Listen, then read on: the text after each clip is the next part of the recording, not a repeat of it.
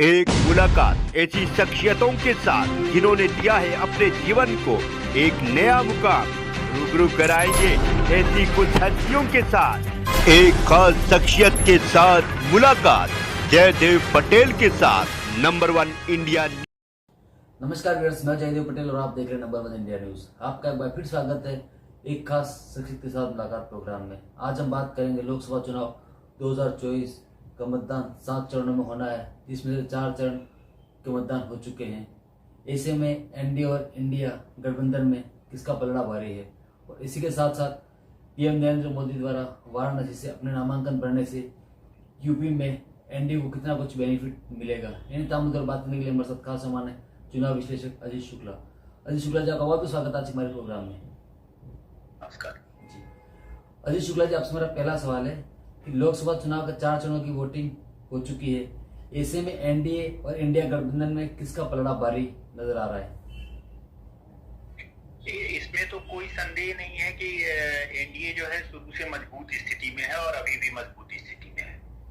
अब कुछ राज्यों में स्थितियां रहेंगी, जैसे महाराष्ट्र है या कर्नाटका है या राजस्थान है, वहां पे कुछ सीटों पर कांटे की टक्कर है।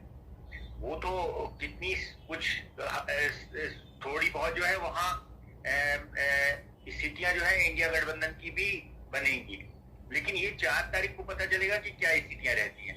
लेकिन अभी भी अगर समस्त भारत की बात की जाए तो समस्त भारत में कुछ राज्यों में जो है वो कांटे की टक्कर है, और कुछ राज्यों में, जैसे पिछली बार सैचुरेशन था, पिछली बार हर राज्यों में जो है वो सैचुरेशन की स्थिति थी, तो थोड़ा बहुत नुकसान होगा, तो दूसरे राज्यों से उनको जो है थोड़े बहुत इजाफा होंगे। और एनडीए की स्थिति अभी भी मजबूत मानी जा रही है, क्योंकि नरेंद्र मोदी की लोकप्रियता बहुत ज्यादा है और स्टिल वो वर्क कर रहे हैं जी। तो नरेंद्र मोदी की लोकप्रियता में कोई डाउट नहीं है, और अभी भी वो वर्क कर रही है। हाँ, जिस जगहों पे थोड़ा स्थानीय मुद्दा हावी हुए हैं, कुछ पॉकेट्स ऐसे हैं वहां पे स्थानीय मुद्दा जहां पे हावी हुए हैं वहां कुछ कॉन्टेस्ट हुआ है, कांटे का कॉन्टेस्ट है। ये इस समय तो बताया नहीं जा सकता है कि कितनी सीटें और क्या, लेकिन कुछ उस जगहों पे नुकसान के संकेत मिल रहे हैं जी। अजीत शुक्ला जी, वाराणसी से पीएम मोदी के नामांकन से उत्तर प्रदेश में एनडीए को कितना फायदा होगा? देखिए, एनडीए को नरेंद्र मोदी एक बहुत ही लोकप्रिय नेता है और अभी भी उनका ट्रैक्शन अभी भी बरकरार है।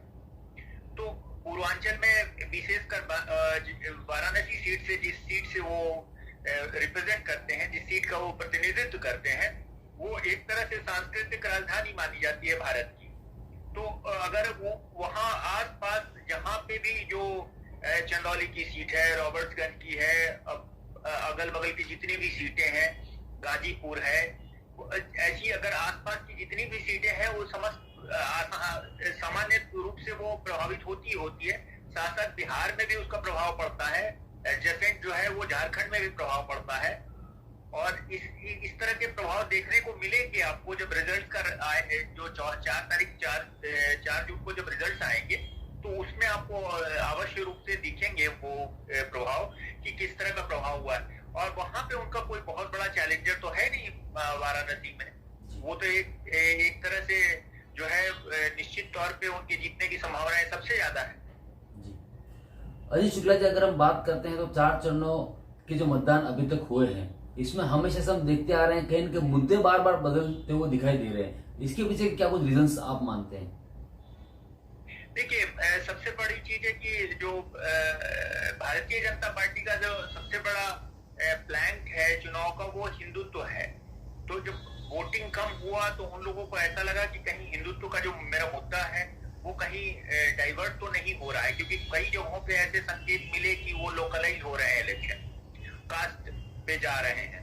उसकी वजह से जो है बार बार जो है प्रधानमंत्री या उनके और भी जो बड़े नेता हैं भारतीय जनता पार्टी के, उन लोगों ने जो है वो हिंदुत्व के मुद्दे को उठाया।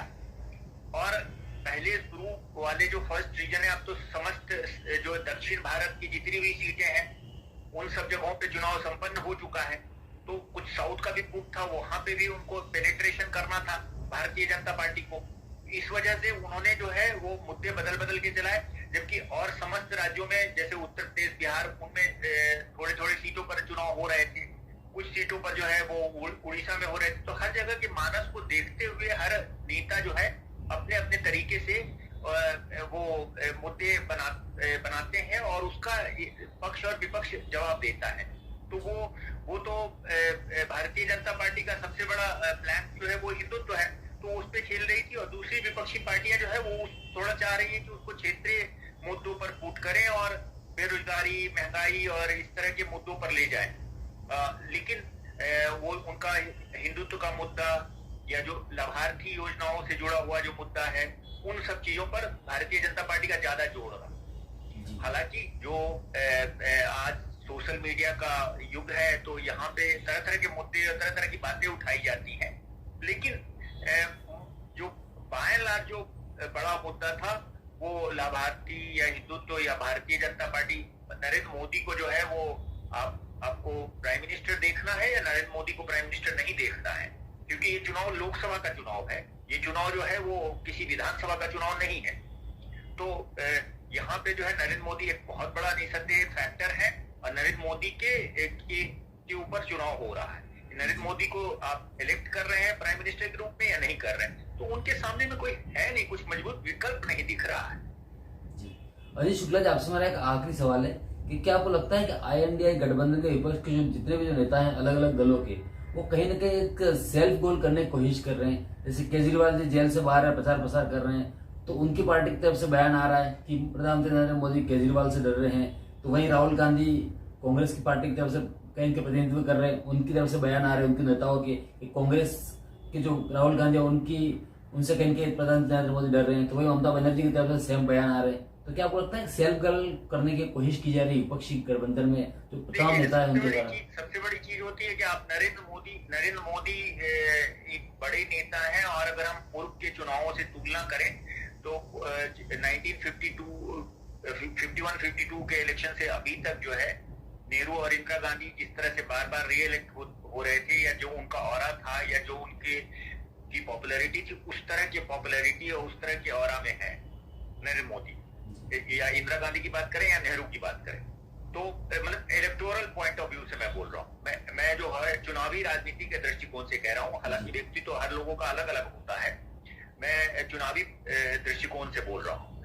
तो सबसे बड़ी चीज ये होती है कि जो विपक्षी पार्टियां हैं उनमें न आपसी समन्वय है, न परस्पर सम्मान की भावना है, न ही कोई एक नेता है।